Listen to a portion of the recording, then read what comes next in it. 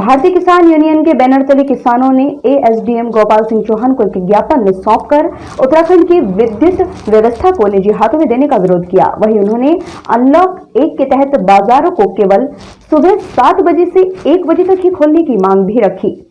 आपको बता दें कि भारतीय किसान यूनियन के किसानों ने आज गुड मंडी स्थित अपने कार्यालय पर एएसडीएम गोपाल सिंह चौहान के माध्यम से उत्तराखंड सरकार को एक ज्ञापन सौंपकर कहा कि सरकार विद्युतीकरण के साधनों को निजी हाथों में सौंपकर किसानों के साथ अन्याय करने का कार्य कर रही है। आइए देखते हैं पूरी खबर विस्तार से।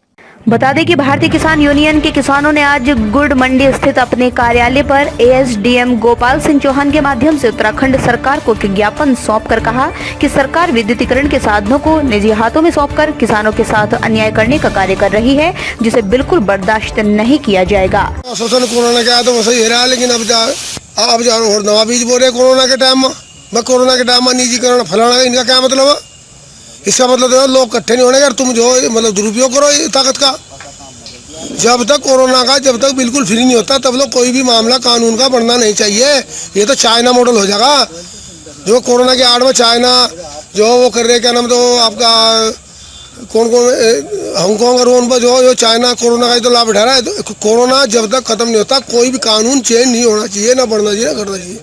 वहीं उन्होंने अनलॉक 1 के तहत सारा दिन खोले जाने वाले बाजारों पर भी विरोध जताते हुए कहा कि अभी देश से कोरोना की महामारी समाप्त नहीं हुई, बल्कि देश में कोरोना पॉजिटिव मामले तेजी से बढ़ते जा रहे हैं, जिसको लेकर सरकार को खुले बाजारों के समय में बदलाव करना चाहिए ताकि लोग अनावश्यक रूप से बाजारों में एकत्रित न हो और भीड़ भी न बढ़ पाए। मालूम हुआ था कि केंद्र सरकार बिजली को निजीकरण करने के लिए जा रही, और पता लगा कि जो केंद्र शासित राज्य थे उनमें निजीकरण कर भी दिया गया। तो हमारा मानना यह है कि एक तो ऐसी कोरोना जैसी भयंकर महामारी से हमारा देश बहुत ही भयंकर परिस्थिति से गुजर रहा है। ऐसी स्थिति में हम पहले देश की जनता के लिए खाद्यान्न की तैयारी करें कि खाद्यान्न कहाँ से होगा, हमारे जो मजदूर प्रवासी हैं उन्हें भोजन कहाँ से मिलेगा, और हमारी सरकार बिजली के निजीकरण कर निजी उद्योगपतियों को लाभ पहुँचाने में लगी हुई है। तो हमारा माननीय प्रधानमंत्री जी से यह निवेदन है कि वो निजी उद्योगपतियों को ऐसी कोरोना जैसी स्थिति में लाभ न पहुंचावें, और बिजली का किसी भी सूरत में निजीकरण हम बर्दाश्त नहीं करेंगे। भारतीय किसान यूनियन को चाहे इसके लिए कोई भी आंदोलन करना पड़ा, हम आंदोलन करने के लिए तैयार होंगे। और हमारा यह है कि अगर बिजली का निजीकरण होगा भी तो किसानों के खेतों में जो खंभे लगे हुए वो जमीन किसानों ने सरकार को दी थी खंभे लगाने के लिए। अगर निजीकरण किया गया तो प्राइवेट वाले जो होंगे, प्राइवेट वाले में किसान का खेत में खंभा लगाने का चार्ज देंगे, उसके बाद में किसान अपने खेत में खंभा गड़वाओगा, नहीं तो खंभा नहीं गड़ने दिया जाएगा। मिले हैं किसान यूनियन की तरफ से एक ज्ञापन, तो जो बिजली के निजीकरण की बात जो की जा रही है, किसान यूनियन का कहना है कि जो सरकार है वो बिजली का निजीकरण कर रही है, उसका हम विरोध करते हैं। तो एक ज्ञापन तो इस संबंध में है, और दूसरा ज्ञापन जो बाज़ार 7 बजे से लेकर 7 बजे तक खुल रहे हैं, किसान यूनियन का कहना है कि बाज़ार 7 बजे से लेकर 12 बजे तक खुले रहें, उसके बाद लॉकडाउन रहें, वो यानी कि बंद रहें। तो इसी संबंध में 2 ज्ञापन हमको मिले हैं, जिसको मेरे माध्यम से सरकार तक पहुँचाया जाएगा।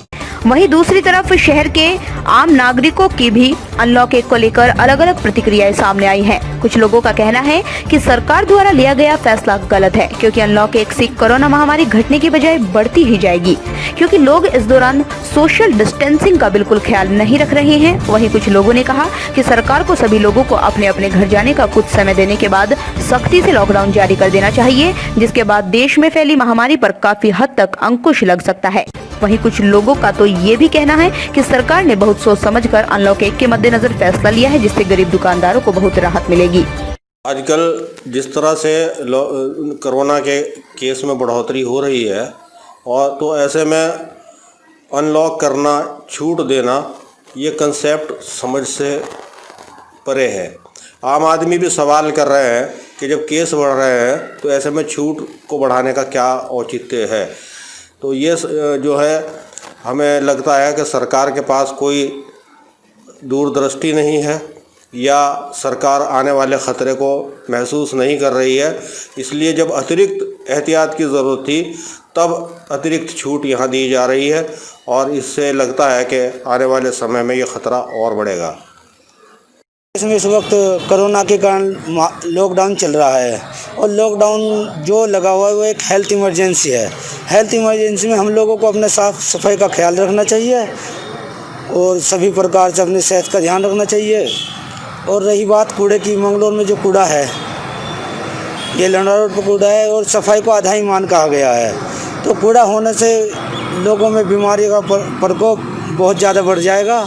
और अभी गर्मी का मौसम शुरू होने वाला है। जैसे मई जून के महीने में गर्मी पड़ती है बहुत ज़्यादा, जिसको भीषण गर्मी कहा जाता है। इससे बीमारी से बहुत सारे बुखार अलग अलग प्रकार के, जैसे पिछले 2-3 सालों में भी देखने को मिले हैं, उनसे बहुत से लोगों की डेथ भी हुई है। इसके बढ़ने की भी संभावना रहेगी। इसलिए जो लंडा रोड पर कूड़ा है, इससे नगर प्रशासन को कूड़े की सफाई कराकर कहीं भी डंपिंग जोन बनवाना चाहिए, जो कि ये कूड़े का निस्तारण किया जा सके।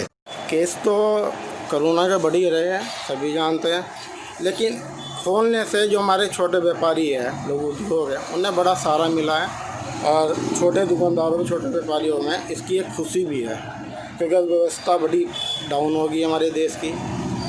लोगों के घर में खाने को नहीं है, 2-3 महीने हो गए बंद हुए हुए मार्केट को। तो बहुत सारे छोटे छोटे दुकानदार हैं जिनका डेली का 400-500 रुपये कमाने का वो था, तो सब बंद कर गया है। इस फैसले से गवर्नमेंट ने बहुत सोच समझ कर फैसला लिया है।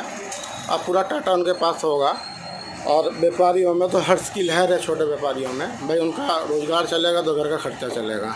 रुड़की से हिंदुस्तान समाचार के लिए संवाददाता दीपांशु राणा की रिपोर्ट।